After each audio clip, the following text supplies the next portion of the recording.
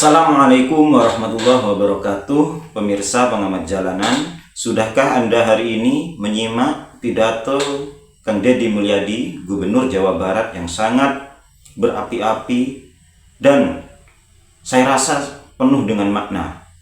Jadi pidato beliau kurang lebih sekitar 30 menit, itu penuh dengan makna dan membangkitkan nasionalisme. Jadi saya rasa rugi kalau tidak mendengarkan dengan seksama hingga tuntas. Ayo kita simak seperti apa pidato Kang Deddy yang disebut gubernur konten, tapi justru membuat iri rakyat-rakyat yang gubernurnya bisa dikatakan masih tidur seperti itu. Ayo, biar tidak berlama-lama, langsung saja kita simak seperti apa pidato Kang Deddy sebagai berikut. Assalamualaikum warahmatullahi wabarakatuh. Sampurasun. Yang saya hormati Forkopimda Provinsi Jawa Barat, hadir pada kesempatan pagi hari ini Wakil Ketua DPRD Provinsi Jawa Barat, Ketua Komisi 5 DPRD Provinsi Jawa Barat dan seluruh anggota, Kasdam 3 Siliwangi, Wakapolda Jabar, Wakajati Jabar, dan sahabat saya hadir juga, dan Kodiklat TNI. Saya ucapkan terima kasih, selamat datang. Sekretaris Daerah Provinsi Jawa Barat, para kepala perangkat organisasi perangkat daerah di lingkungan Pemda Provinsi Jawa Barat, pimpinan instansi vertikal yang saya hormati, yang memberikan supporting pada saya, Kaseto, pemerhati dan pelaku pendidikan anak-anak, dan yang paling berbahagia hari ini adalah orang tua.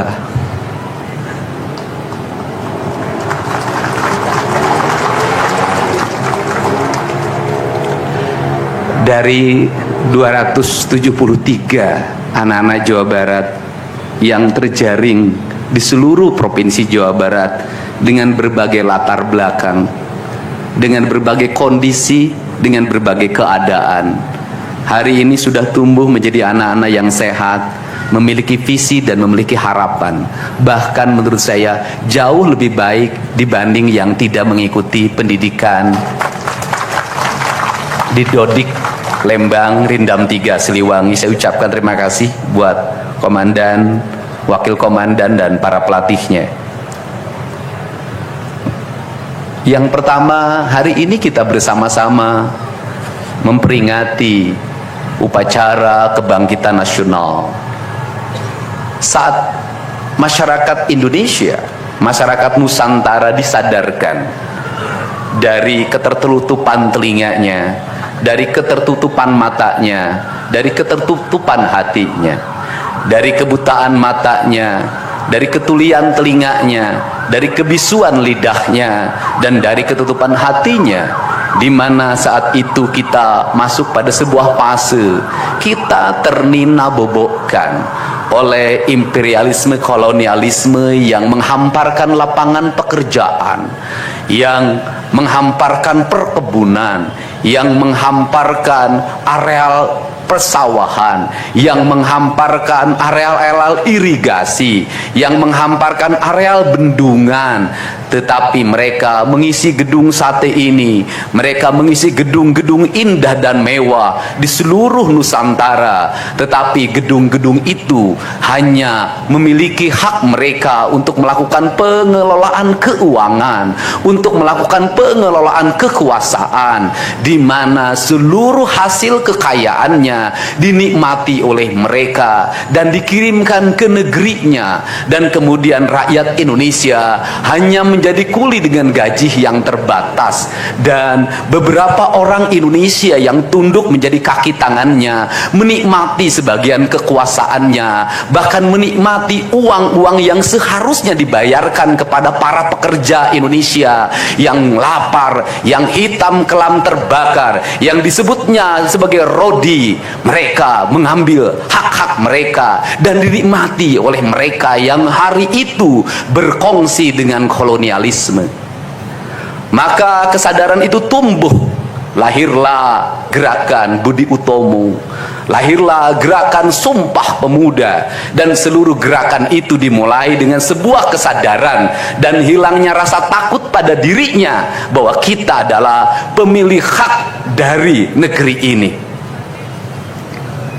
Hari ini kita disadarkan pada sebuah peristiwa di mana kita sering buta mata kita sering tuli telinga kita, dan kita sering gagu lidah kita ketika anak-anak kita berteriak di jalanan, mengusung sangkur, membawa celurit, saling berkejaran, darah menetes di setiap sudut kota, motor-motor dibakar, orang menjerit penuh rasa ketakutan. Kita hanya bisa diam. Ketika di sudut-sudut kota anak-anak kita menenggak ciu, ketika sudut-sudut kota anak-anak kita makan eksimer, ketika di sudut-sudut kota anak-anak kita makan minuman oplosan, mereka jatuh tersungkur, matanya merah penuh dengan rasa emosi, pulang ngamuk ke orang tuanya, kita hanya bisa diam. Ketika anak-anak kita menghabiskan waktu main game online sampai jam 4 pagi, tidak masuk sekolah, di rumah ngamuk, mengancam orang tuanya dengan pisau, menusuk kakeknya dengan sangkur, kita hanya bisa diam. Proses kita hanya dua, pidana dan penjarakan dalam penjara anak.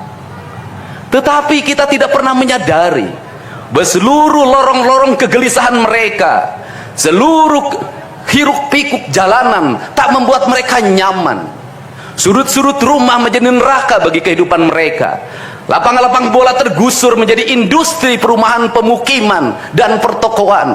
Mereka kehilangan tempat bermain, mereka kehilangan air yang jernih di sungai sehingga bisa mereka berenang. Mereka kehilangan gunung-gunung yang indah tempat mereka bercengkrama dengan alam. Mereka kehilangan sawah yang terhampar. Yang mereka lihat adalah kebisingan dan kebisingan. Bising di jalanan karena knalpotnya brong, bising di rumah karena orang tuanya bertengkar. Maka mereka lari dalam rorong-gerong gelap. Digenggamnya handphone, diambilnya obat-obat terlarang, ditenggaknya minuman dalam sebuah kelompok yang sama. Kita orang-orang yang terpinggirkan di rumah, kita orang-orang yang terpinggirkan di sekolah, guru-guru telunjuknya menunjuk pada wajahnya, tapi tak bisa memberikan solusi kegelisahan jiwanya. Semua orang hanya memberikan pengamatan, analisis, kajian. Itulah metodologi yang dikembangkan bangsa ini. Tetapi tidak ada yang berani mengambil solusi, mengangkat mereka di sudut jalanan, dimasukkan ke barak, dididik secara militer, diarahkan menjadi anak-anak yang berguna. Kedisiplinan militer adalah harga mati bagi kemajuan bangsa, bukan musuh. Pandangan-pandangan buruk terhadap militer adalah pandangan-pandangan orang yang takut anak-anak Indonesia bangkit, yang takut anak-anak Indonesia mencapai kemajuan. Mereka takut bangsa ini menjadi bangsa kokoh dan tegap. Mereka ingin bangsa Indonesia menjadi bangsa pemabuk yang setiap hari mabuk akan ilmu pengetahuan, yang setiap hari bertengkar di TV, yang setiap hari bertengkar di medsos, sementara hamparan kekayaan alam diambil sama mereka. Janganlah kita menjadi antek dari bangsa lain, memporak-porandakan diri sendiri dan bangsanya dengan alasan pengetahuan, dengan alasan hak asasi manusia. Anak membawa motor di bawah umur adalah pelanggaran hak anak. Kapan kita bertindak? Dan selama ini kita membiarkan anak-anak nonton film tanpa didampingi oleh orang tua. Itu adalah pelanggaran anak, dan kita tidak pernah bertindak. Anak-anak di bawah umur merokok, minum minuman keras, itu adalah pelanggaran hak anak. Semuanya kita berdiam. Anak-anak main game online, nonton tayangan-tayangan dewasa lewat media sosial, kita berdiam. Negeri ini akan hancur manakala semua orang berdiam. Maka orang yang memegang kekuasaan harus menggunakan tangannya untuk merubah seluruh kemunkaran ini menjadi sebuah kebajikan. Kalau kita berkomitmen pada bangsa ini, problem anak-anak kita adalah mengkonsumsi tayangan yang bukan haknya di media sosial.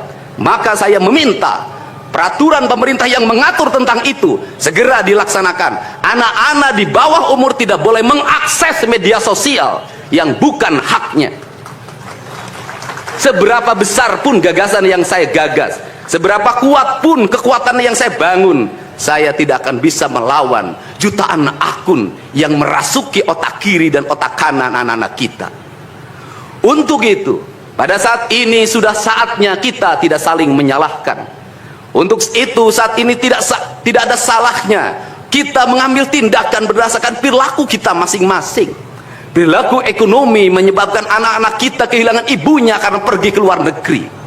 Perilaku ekonomi mengakibatkan anak-anak kita tidak pernah bertemu dengan ibu dan bapaknya karena mereka mencari rezeki. Mereka ada di pojok-pojok rumah bersama kakeknya. Kakeknya melarangnya dia main game online, melarangnya pakai motor jam 11 siang. Maka pisau dapur terhunus dan ditusuk seseorang kakek oleh cucu yang disayanginya. Kerangka pijak seperti ini harus dibangkitkan oleh kita. Semangat militer, bukan militerisasi. Kalau anak-anak dibangunkan jam 4 subuh, di mana letak salahnya dan di mana letak pelanggarannya? Kalau anak-anak dibangunkan kemudian disuruh membereskan tempat tidur, apa salahnya dan apa pelanggaran hak anaknya? Kalau anak-anak disuruh sholat subuh, apa pelanggaran haknya? Kalau anak-anak mengikuti kuliah subuh, apa pelanggaran anaknya? Kalau anak-anak disuruh ngantri kemudian makan pagi, sarapan pagi dengan telur, dengan nasi, dengan pisang dan minum susu, di mana letak salahnya? Kalau anak-anak kemudian disuruh belajar dan saat belajar duduknya bersikap memandang ke arah gurunya, memandang mata gurunya agar terjadi transformasi energi antara guru dengan muridnya yang hari ini dihilangkan dengan digitalisasi, menghilangkan ruh spiritual konsepsi pendidikan kita, diganti dengan konsep pendidikan digital yang tidak lagi melahirkan hubungan emosional guru dan murid. Akhirnya murid-murid tidak menghormati guru-gurunya karena guru lupa mengekspresikan nilai-nilai spiritual dalam dirinya pada murid dalam ruangan yang hening, diganti dengan papan belajar digital. Di mana letak salahnya?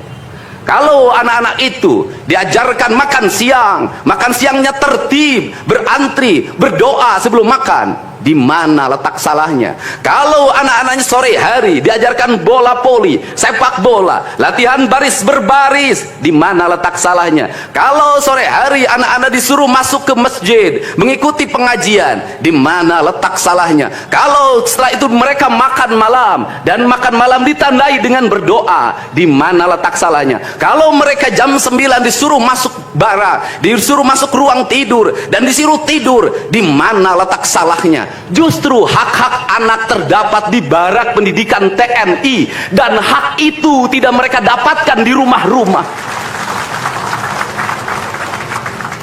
Di rumah-rumah anak-anak tidak bisa tidur malam. Mereka rata-rata tidurnya jam 4, jam 1 malam, jam 2 malam. Di rumah mereka tidak mendapat makanan yang bergizi karena serba fast food. Di rumah mereka tidak mendapatkan kasih sayang. Di jalanan mereka balapan. Mereka tidak mendapatkan ruang hidup tanpa gadget dalam setiap hari. Saya katakan justru lingkungan kita hari ini, rumah, halaman rumah, kadang sekolah, kadang jalanan, bukan lagi tempat yang ramah untuk anak-anak Indonesia.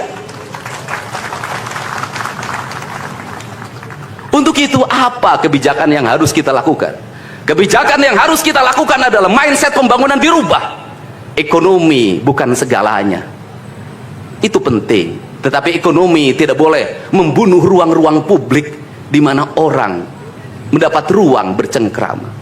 Desain rumah harus dikembalikan pada desain yang membuat jendela, membuat ruang untuk ibu dan bapaknya berkumpul. Halaman rumah harus tersedia di setiap kampung, jangan dihabiskan untuk bangunan karena anak-anak ingin bermain di halaman.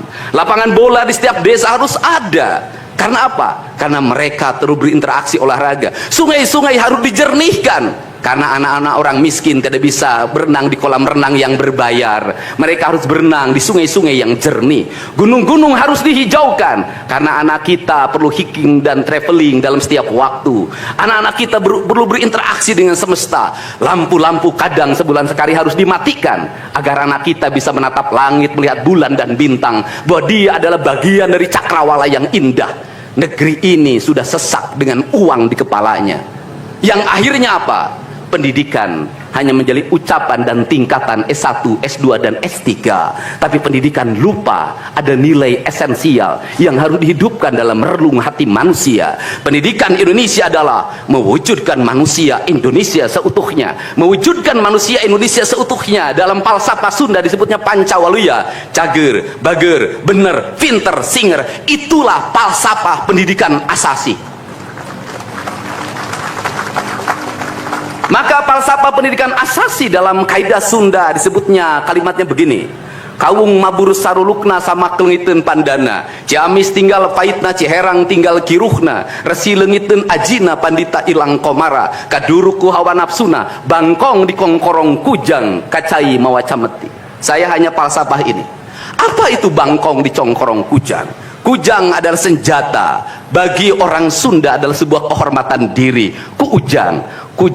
Tetapi kujang tidak bisa dikongkorongkan pada bangkong. Kalau bangkong dikongkorongkan oleh kujang, bangkong itu anak-anak di bawah umur. Kalau dia dikongkorongkan oleh kujang, kujang itu tak bermakna, dan bangkong itu mati, tak mampu membawa kujang. Kacai mawacameti, apa itu artinya? Orang pergi ke air untuk mensucikan diri, maka dia harus membebaskan diri dari berbagai apapun kepentingan. Dia ingin pasrah, dia ingin sumera, hirup ukur sasamperan, awak ukur sasampayan, sariring dering dumadi sarengkak saparipola, la haula wala quwata illa billah. Maka dia tidak boleh membawa hawa nafsu. Ketika kita ingin memasuki abad ritual dan spiritualitas, maka tidak boleh ada kebencian, tidak boleh membawa senjata apapun, tidak boleh. Maka kita berserah. Apa yang terjadi hari ini? Orang-orang yang setiap hari bicara tentang kesucian, lidahnya menyakiti orang lain, menusuk orang lain, membawa api peperangan pada saat orang menuju kesucian. Bahkan bisa jadi menghinakan orang lain, itu dianggap bagian dari kesucian.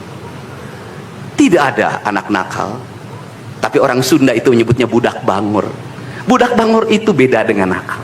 Kenapa? Itu masa mereka menginjaki masa remaja menuju masa dewasa. Maka di hari kebangkitan nasional ini, pemerintah Provinsi Jawa Barat, sekolah yang hari ini berjalan, ada pendidikan karakter, ada bela negara, saya akan meresmikan menjadi Sekolah Kebangsaan Jawa Barat Istimewa. Sekolah Kebangsaan Jawa Barat Istimewa nanti akan dipusatkan di Dodik, Lembang. Dan kalau ada lembaga pendidikan lainnya, kami juga akan menjadi kerjasama. Mereka yang bersekolah di situ bukan anak-anak yang tawuran, bukan anak-anak yang minum, bukan anak-anak korban dari ML, tetapi juga nanti anak-anak yang memiliki kemampuan akademik yang tinggi, anak-anak yang memiliki kemampuan pikiran yang tinggi. Dan seizin pimpinan DPRD Provinsi Jawa Barat, tahun ini kami akan memberikan beasiswa pada mahasiswa-mahasiswa yang kuliah di jurusan engineering, tetapi mereka harus mengikuti sekolah kebangsaan selama 1 bulan, agar uang yang diberikan oleh Provinsi Jawa Barat melahirkan nasionalisme-nasionalisme baru yang bisa membawa bangsa ini ke arah kemajuan. Dan saya mengucapkan terima kasih pada kalian semua yang membuat diri saya hari ini setiap hari berpikir. Ingat, doa yang terpancar ada 2. Saya tidak menyebut doa, rintihan hati, bisikan hati ada 2. Ada yang berharap ini berhasil, dan ada yang berharap ini gagal. Siapa yang berharap ini berhasil? Mereka adalah kaum-kaum nasionalis yang mencintai bangsa ini. Siapa yang berharap ini gagal? Para nyinyir dan para pembenci yang menjadikan politik sebagai tujuan hidupnya, tanpa pernah bisa membedakan mana kepentingan politik dan mana kepentingan kebangsaan. Walaupun kebijakannya baik, karena beda dengan politiknya dia mengatakan buruk, dan walaupun kebijakannya buruk karena sama dengan politiknya dia katakan baik. Ini orang yang tidak punya spirit nasionalisme. Dia hidup mempertuhan politik dalam setiap waktu. Saya katakan, dia hidup mempertuhan politik dalam setiap waktu. Meskipun lidahnya berkata bertuhan pada Allah, tetapi hatinya dalam setiap hari hasud dan menjadikan politik sebagai tujuan hidup. Dan barangkali bisa dilihat dari seluruh rakyat Jawa Barat, karena ini tertransformasi lewat media televisi dan media digital. yang menjadi petugas upacara hari ini bukan pasukan paskibraka yang biasa kita pakai, tapi mereka adalah peserta didik sekolah kebangsaan Dodik Lembang Rindam 3 Siliwangi. Waktunya tidak lama, hanya 18 hari, tapi bisa dibentuk. Pertanyaannya adalah, di sekolah mereka bisa dibentuk seperti ini? Kalau di sekolah tidak dibentuk hari ini, maka pertanyaannya adalah, berarti sistem pendidikan nasional harus dievaluasi. Dan kalau misalnya yang di Jakarta mau menyalahkan, kan disahkannya di Jakarta. Kan anggaran yang triliunan disahkan di Jakarta. Kenapa anggaran yang triliunan ini tidak terevaluasi dalam setiap tahun? Saya katakan, sistem pendidikan yang di dalamnya angka-angka yang hanya orientasinya materi dan kepuasan dalam outcome dalam sistem pengelolaan keuangan tidak akan melahirkan apapun kecuali tumpukan kertas, software, dan hardware. Tetapi pendidikan yang lahir dari jiwa dan lahir dari cinta tanpa biaya yang besar, dia akan melahirkan anak-anak penuh dengan semangat kebangsaan dan punya spirit Pancawaluya. Itulah pentingnya hati, itulah pentingnya rasa. Untuk itu hari ini ada antrian, ribuan orang yang ngantri ingin memasuki pendidikan di pendidikan sekolah kebangsaan. Dan kalian semua hari ini bisa bertemu dengan orang tuanya, bisa mendapat sertifikat dari kami, dan bisa pulang dulu. Nanti dalam 2 minggu sekali kami siapkan mobil di setiap kabupatennya untuk pergi ke Dodik lagi, mengikuti pematangan, bukan di Dodik, nanti di Badan Diklat ESDM Pemda Provinsi Jawa Barat, kalau nanti di Dodik diisi oleh siswa yang baru. Dan kami akan memantau perkembangan kalian dalam waktu 1 tahun, bukan 6 bulan. Dan saya sudah meminta kepada Dinas Kesbangpol, Dinas Pemuda Olahraga, di upacara peringatan 17 Agustus 1945 Pemda Provinsi Jawa Barat, seluruh pesertanya berasal dari siswa didik sekolah kebangsaan di Dodik Lembang. Kalian semua jadi petugas upacara Agustusanan. Jadi tidak usah repot lagi, ternyata bisa. Dan hari ini bisa kalian bahagia. Saya ngasih bonus untuk petugas upacara dari Dodik ini 25 juta untuk dibawa pulang ke rumahnya masing-masing.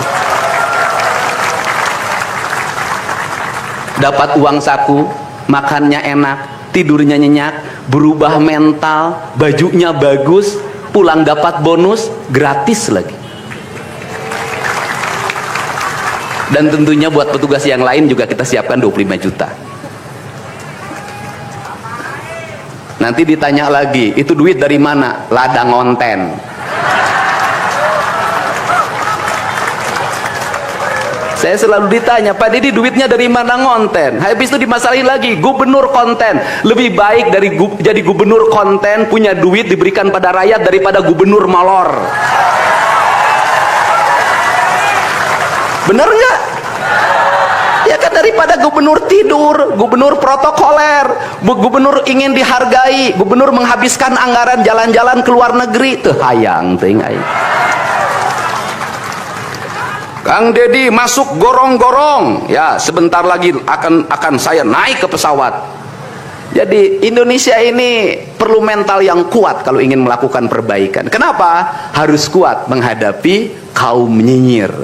Dan biarkan yang nyinyir selalu sakit hati selamanya, karena Jawa Barat akan terus mengalami peningkatan pembangunannya.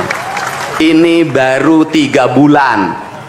100 hari itu tanggal 30 Mei, 100 hari kepemimpinan saya. Belum 100 hari sudah banyak orang yang kepanasan, apalagi 5 tahun. Dan saya ucapkan terima kasih. Ini upacara yang spesial. Kita dihadiri oleh Korps Pasukan Khusus. Tepuk tangan semuanya. Ada Kopassus, ada Kostrad, ada Marinir, ada istilahnya apa sekarang, Kopasgat. Kemudian ada infanteri, ada cavalry, kemudian ada pasukan angkatan laut, kemudian juga ada Brimob. Tepuk tangan semuanya, keren. Dan kalian semua, para peserta, ini yang keren-keren ini anak-anak kita ini. Anak-anak kita yang keren-keren ini, kamu tengok ke kanan, tengok kiri sambil minta sama Allah, besok kamu yang berseragam seperti mereka. Tepuk tangan kalian semuanya, semangat! Semangat! Semangat! Oke. Yang terakhir, ini buat biro umum. Ini harus dirubah, Pak. Pertama, ini tiang bendera menghalangi gedung sate. Benderanya nanti harus digeser ke sebelah sana. Dan nanti kalau upacara tidak menghadap ke sana, tapi dari sini menghadap ke sana, agar panorama itunya tetap terlihat. Dan kalau di sana maka kebisingan kendaraan tidak akan terlalu mendominasi. Ini feng shui cara menata bangunan. Jadi saya dari tadi mandang gedung sate nggak bisa karena terpotong oleh tiang bendera. Dan nanti bagian protokoler itu masang podium nggak lurus ke tiangnya, agak mencong-mencong dikit. Maklum Pemda masih belum pakai rasa, masih pakai DPA. Yang penting di DPA-nya juga tidak melanggar. Nah, ini saya ini orang estetik, dan di Pemda ini tidak pernah ada rapat untuk merumuskan ini. Cukup WA, Pak Sekda, Kesbangpol, Dinas Pendidikan, besok kita lakukan ini, anak-anak bajunya ini. Dan saya terima kasih buat PLT Dinas Pendidikan yang stresnya banyak, suaranya sampai hilang, saking takut. Luar biasa. Berdiri dong Kepala Dinas Pendidikan PLT. Di depan kamu pindah. Suaranya hilang. Pernah saya marahin malam-malam, kamu belum tahu cara kerja saya. Karena sekarang sudah tahu ternyata Sang Kuryang tuh hidup di sini. Ya, Pak, silakan duduk depan, Pak. Di depan, Pak, duduk. Saya ucapkan terima kasih juga kepada Pak Sekda yang selalu ingin menjalankan tugas saya dengan baik. Kalau belum luntur-luntur dikit wajar, karena dia memang penakut sama istrinya jadi kurang lentur. Kalau saya kan sudah sangat lentur hidupnya. Saya ucapkan terima kasih juga pada Kesbangpol, ini yang supporting sangat baik. Ini mantan, pindah Pak ke depan, Pak. Ini jajaran protokoler. Dan saya ucapkan terima kasih pada Pangdam 3 Siliwangi yang support full. Terima kasih. Kemudian Pangkostrat yang di Purwakarta juga melaksanakan, dan berbagai divisi. Kemudian Komandan Dodik Rindam, terima kasih. Saya ucapkan terima kasih, badannya terima kasih. Saya ngasih bonus buat pelatihnya 50 juta. Saya ini urusan rasa, Bu. Orang tuanya itu jangan hanya bertepuk tangan. Mohon maaf, ada terpanggil dalam jiwanya. Anak-anak saya kok bisa hebat begini ya? Dari rumah itu bawa bakakan. Mohon maaf, ini cermin manusia-manusia Sunda yang punya welas asih, yang punya timbal balik. Anak saya dididik, bukan saya minta bakakak, bukan saya minta opak tumpeng, bukan. Penuh dengan welas asih, dengan cinta. Mudah-mudahan bakakak yang dibuat menjadi jalan bagi si Ujang menjadi orang hebat. Kenapa orang tua dulu melahirkan anak-anak hebat? Karena cinta rasa, bukan gratifikasi. Dia kenaikan kelas tidak bawa uang, dia bawa tumpeng buat gurunya, dia bawa bakakak buat gurunya, karena gurunya telah mendidik anak-anaknya dengan baik. Itu cinta, itu rasa, bukan gratifikasi. Kami berbuat baik pada orang tuanya, tapi orang tuanya juga harus punya rasa dan punya cinta demi anak-anaknya. Saya pengalaman ibu saya dulu selalu berpuasa ketika saya punya hajat, punya lagi ujian, lagi kenaikan kelas, menghadapi kesulitan. Ibu saya dan bapak saya pasti berpuasa buat saya. Saya minta ibu dan bapak, coba rajinlah berpuasa bagi anak-anaknya. Bisa jadi, mohon maaf, bisa jadi anak-anaknya seperti ini, rasa orang tuanya yang harus diperbaiki. Bukan kesalahan anaknya, tetapi rasa dan cinta orang tuanya juga harus dibenahi. Hidup itu alam, Pak, interaksi. Buktinya sama tentara nurut, sama ibu nggak nurut, sama bapak nggak nurut. Nah ini, makanya untuk itu dari sekarang mari bangun cinta negeri ini, karena negeri ini adalah negeri Siliwangi, negeri Silih Asa, negeri Silih Asi, negeri Silih Asu, negeri Silih Pikanyaa. Bagi mereka yang tidak ngerti Siliwangi, tidak tahu makna Siliwangi, tidak pernah berkontemplasi dengan Siliwangi, jangan coba-coba Anda berbuat tidak baik terhadap tanah Siliwangi. Saya sampaikan itu, kaluhur tesirungan kahandap teu akaran. Ini saya ucapkan terima kasih seluruh pasukan. Saya ucapkan terima kasih buat Panglima TNI, Kepala Staf Angkatan Darat, Angkatan Laut, dan Angkatan Udara, Pangdam 3 Silo, dan seluruh jajaran. Semua terima kasih.